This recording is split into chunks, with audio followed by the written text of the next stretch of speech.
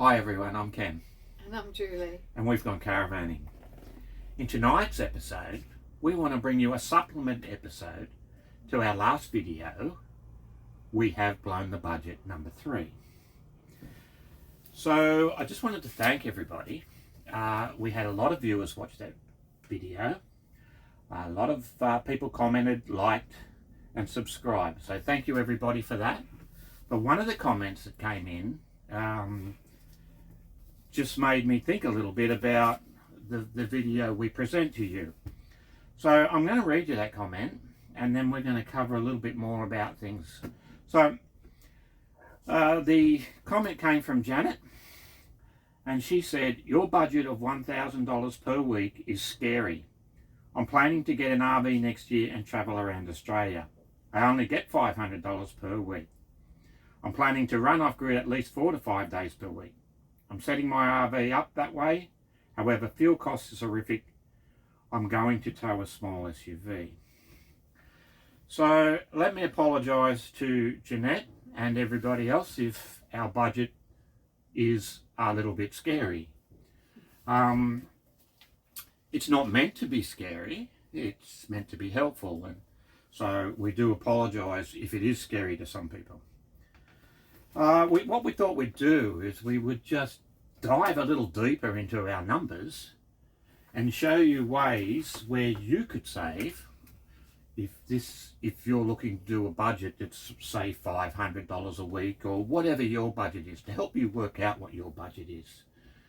This is our budget for many reasons, which we will try to talk about right now.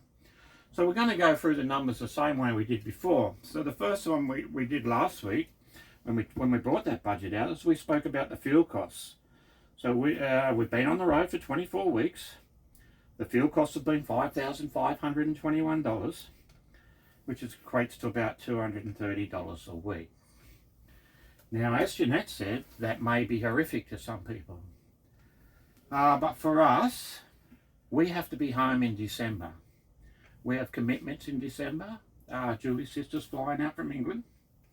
So we don't have the luxury of being able to slow down.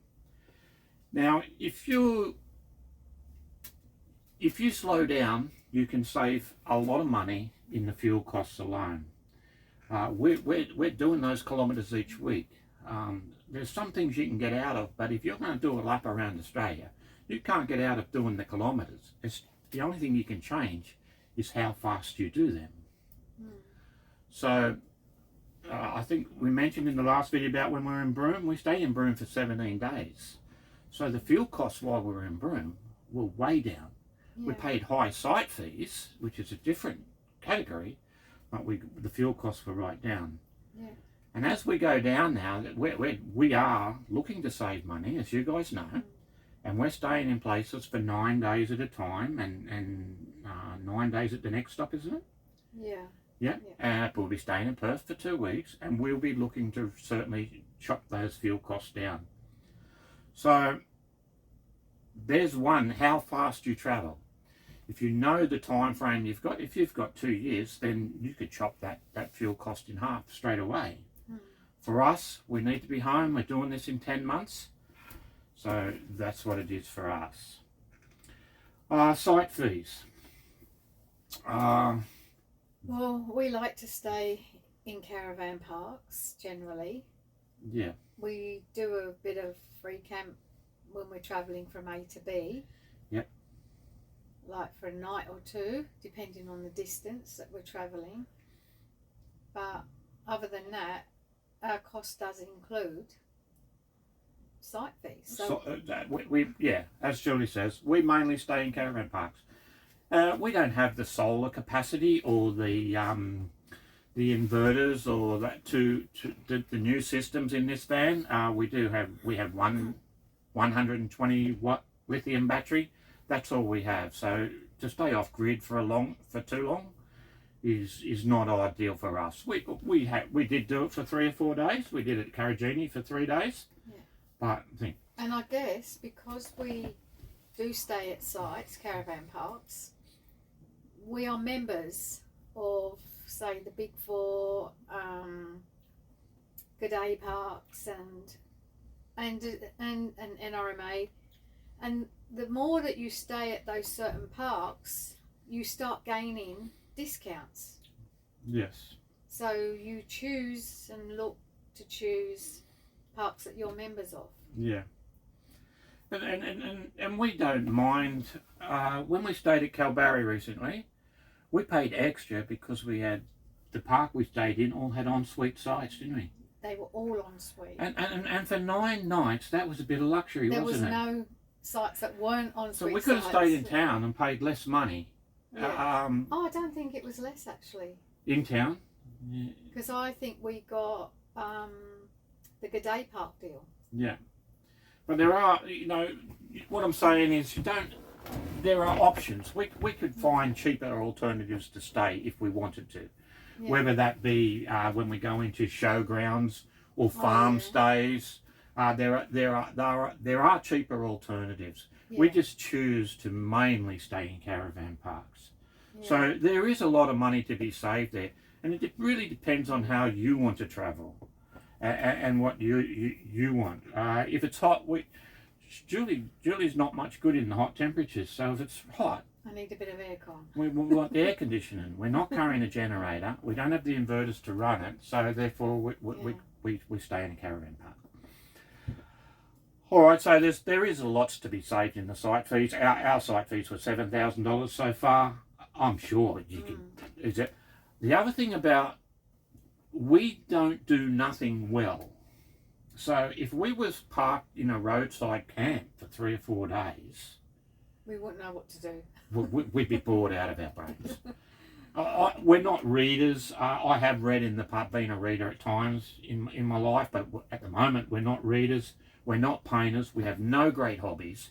If you can got things you can do, that would be wonderful. You know what I mean? And the other thing is, staying in the parks, you've always got power and water, and we like having that. Yeah. So all budgets are different. For us, we like to stay in the caravan park. So, eating out. So we spent $1,045 on eating out. We don't eat out a lot. One of the things we decided when we left home that we were not going to eat out breakfast every day, and we weren't going to buy coffees every day. And we sort of, when we don't. We don't eat out every day. We eat out a couple of days a week. We'll go and have some bacon and eggs and whatever at a cafe or a restaurant somewhere. We do like to do that, so we do that. But yeah, I can do a bacon and egg roll just as good as they can, So I guess the coffees out is what we enjoy. Yeah. So we get 2 coffees. We've spent $685 in coffee. Now that was really only from that week 12, so we probably have spent $1,000 in coffee, and that was something we said we wouldn't do. But when you're travelling, I love my coffee. But and we do make some coffees in the van. But yeah, I guess we could cut that down. I personally, like I said, it fits into the budget for us. Every person has a different budget, so easily you could save $1,000 there for sure. Shopping. I think Jeanette, I'm just assuming Jeanette that you might be single, so therefore our food bill, which is $5,392, or it's food and other things that we bring back to the van, paper towels and toilet rolls and whatever we bring back, clean soap powder and stuff like that. Yeah. So is $5,392. Obviously that's going to be half the price if you're one person, or maybe not quite half, but yeah. So there's a lot to be saved there. But on the other side of that, if you're a family and you've got kids, well then you're feeding more people again, so that yours might have to be a little bit dearer in that department. Just on that, in that little segment there, we don't drink much alcohol. We do enjoy a drink, and if we go to a winery, we will buy a bottle of wine and drink a bottle of wine, but we don't do that every day, do we? No, so our budgets. So if you're a drinker, you need to factor that into your budget as well. We're not big drinkers, and neither of us smoke. So yeah, we're not smokers either. I was for many years, but we're not now. So yeah, there are other things that need to be taken into consideration in your budget. Which is your personal Yeah. things. We're still getting haircuts and doing things like that, aren't we? There's other things we still do. I colour my own hair now. While we're away, Julie's been colouring her own hair. Yeah, Cut normally that. she would go to the Cover up hairdresser. those greys. It's not that easy to get into a hairdresser when you get into towns, is it? No. Oh no, not always. I just get a cut done. Yeah, so you know, there could be some differences in the shopping there. There's 2 people to 1 person to a family of 4 or 5. So tours. We don't do. If you had it on a big budget, we didn't go to see the Horizon Falls. Horizontal Falls. We don't do big cost tour items. No, but we do try to do, if they're important, we do them. We do them. In Broome, we did the sunset dinner cruise. That was nice. In Nitmaluk, we did the Two Gorge cruise. Yeah. We do them. But yeah. But generally, we like the natural nature of exploring. Yeah. Just on that, well, something we talked about today is we'll be putting, we put $100 worth of fuel in the car yesterday. We're here at Geraldton for 4 days, and we drove out to Merriwa, is it? Merriwa. And Pindabar, to look at some wildflowers. Pinda. So we spent probably $60 or $70 on fuel yesterday. We drove 280 something kilometres at least yesterday to go look at some wildflowers. I mean, that's what we're here. That's kind of one of the main reasons we're here at this time of year. Yeah. So, you know, you don't. There was no need to really spend that money, but yeah, that was something we wanted to do. And if you were unlimited, then there was another 2 loops you could have done there. We could have done 500 kilometres of driving to do looking at wildflowers yesterday, couldn't we? Yeah. We might still do that tomorrow. Yeah, that's still on the cards for tomorrow. On the hunt for a wreath flower, yes. which is very rare and only in this part of the world. Yeah. Okay, TV and phones. Again, so we pay $170 something for our Starlink a month. If you add that and a couple of other little things I have that to do with the YouTube situation, and we're talking about $50, $55 a week that we are spending on them, that we don't, if we weren't doing that, we wouldn't have those expenses, would we? We could survive on our phones. Yeah. Which is $30 each a month. I think I'm only on 25. Prepaid plans? Yeah, so we could survive on them. That are unlimited? So, you know, but it depends what internet you need. We want that high-speed internet, so we're prepared to pay the $45 a week for Starlink. If we're uploading videos, I was in a situation when we were at home where we'd be uploading for 10 hours. Very rarely now is it over an hour. Yeah, Starlink's pretty good. Starlink is pretty good, yeah. And then we had the costs in other. So, I don't know, with this hairdos, bits for the van. I had to buy some memory card for me laptop. Clothes, we've bought clothes. I got your lobster in there. Julie was dead keen on getting a lobster. We paid $100 for a lobster, just to have one meal, a lobster, so we did that. So when we go into towns, we spend money in the towns. Yeah, we do. We bought presents and sent them home. Yeah. You know, I can see there a book we bought and different things we've bought and sent them home. There's a few tyre repairs in there as well. Yeah, so... An oil filter and an air filter today? Yeah, so today, yeah, we've done mainly all the red dirt and stuff now. So today I did go in, and even though we had the car serviced in Darwin and it doesn't need it yet, I did go in today and spent $100 in Super Cheap Auto, and we bought a fuel filter and an air filter, and we changed them in the car today. Yep. So just to make sure that everything's Because good. the air filter was a bit red, wasn't it? Yeah, and the fuel filter was not looking, was a bit- bit ordinary was a bit as well, I black. can tell you, yeah. Yeah. And that could be some of the dodgy fuel that you get. Yeah, you never know what's going in the tank at some of these places there. So, Yeah. you know, we've spent money on that today. So, yeah. I'm not sure what else. Julie, other ways to save money? There are lots of ways to save money. I guess that's the point we're trying to say. If we scared anybody saying $1,000 a week, we are sorry. So I guess what some people might do, they might be happy to do a lot of off-the-grid free camping everywhere, but then they can afford the high-ticket tours prices. But we're the other way, so because that doesn't worry us too much, having and doing So lots of where tours. we're staying at Geraldton here, we're on the beach. The beach is 50 metres away from us here, and that's really what we love. Beach walking.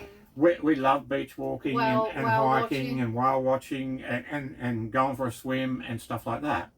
So it's not really, but we run into lots of people who just love bush camping. That's just not us. So there are many opportunities for free camping everywhere you go. And these days the free camps are pretty busy, aren't they? They are, yep. We did stay in a few 24-hour stops, and that last one, there must have been 100 people in there that night. So you know the opportunity is there to save money. So you don't have to feel like you're alone in them, do you? No, you don't. No, definitely not. All right, look, we're going to leave it at that. Like I said, we just thought we'd do this little supplementary video To explain, this is like our trip. Everyone's trip will be different. Everyone's trip will be different. Everyone's budget will be different. Yeah. It wasn't meant to be scary. And certainly, as Jeanette and $500 a week and the setup that she's planning to do, I would think it's very much achievable. Like I said, so if you're spending too much on fuel, stop, slow down. That's what we've been told, haven't we? Yeah, and we've done that, and it definitely works, and we'll be doing a bit more of that in the next. Only because we're slowing Yeah, down now. stop, slow down. Yeah. Yep, you can always stay in a free camp for a few days. And just a little tip, when we went into Denham, and we drove all the way into Denham, we weren't booked in that night and couldn't get in that night. Our go-to is always the little industrial areas in these towns. You go to the little industrial areas, you can always find somewhere just to pull up. Now, you might get woken up with a truck going by in the morning or something like that, people going to work or something like that. But that's mainly when you pull up late when you at night. When you come in late into a town, and yeah. you're going to just bed down for, Just the night before you go into a caravan park get today. up That's our go-to. and get up the next morning and leave. Yeah, the gravel pit, the light industrial areas in some of these towns, stuff like that. All right, we'll leave it at that, eh? Thanks for watching. Yeah. And We'll see you in the next budget. And all the best. Cheerio. See ya.